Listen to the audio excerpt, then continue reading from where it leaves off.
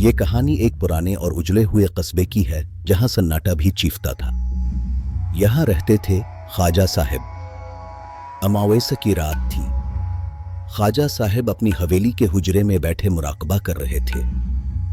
अचानक दिए की लो नीली हो गई और दीवारों पर पुरस्रार साए रेंगने लगे। हवाओं में एक सड़ांध पैदा हो गई। तभी एक भारी आवाज सुनाई दी, ख्वाजा, तुमने मुझे आजाद किया, अब कीमत चुकानी होगी। धुआं एक देव कामत शक्ल में बदल गया। वो काला जिन था।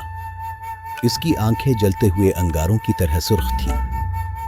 ख्वाजा साहब ने अपनी आंखें खोलीं और तस्बीह हाथ में लेकर वजीफा शुरू किया। लेकिन जिन ने एक डरावना कहकहा लगाया। जिन ने अपने लंबे नाखून ख्वाजा की तरफ बढ़ाए और उनके चारों तरफ आग का एक घेरा बन गया।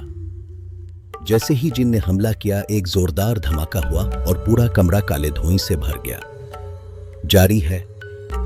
हवेली का मंजर हौलनाक था। काला जिन झपटने ही वाला था कि ख्वाजा साहब ने दम किया हुआ पानी जमीन पर छिड़क दिया। पानी गिरते ही जिन के कदमों तले फर्श दहकने लगा। जिन चंगे उड़ा, तुम्हारी ये तदबीरें मुझे रोक नहीं सकती। हवेली की छत से खून के कतरे गिरने लगे। ख्वाजा साहब ने बुलंद आवाज में कदीम दुआ पढ़ना शुरू की।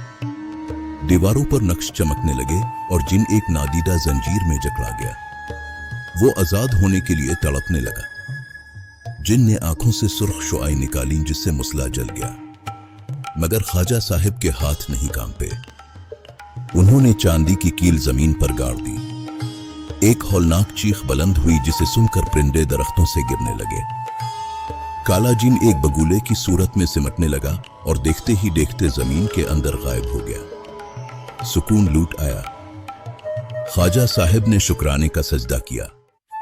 वो जानते थे कि इंसान का लालच ही ऐसी बलाओं के दरवाजे खोलता है।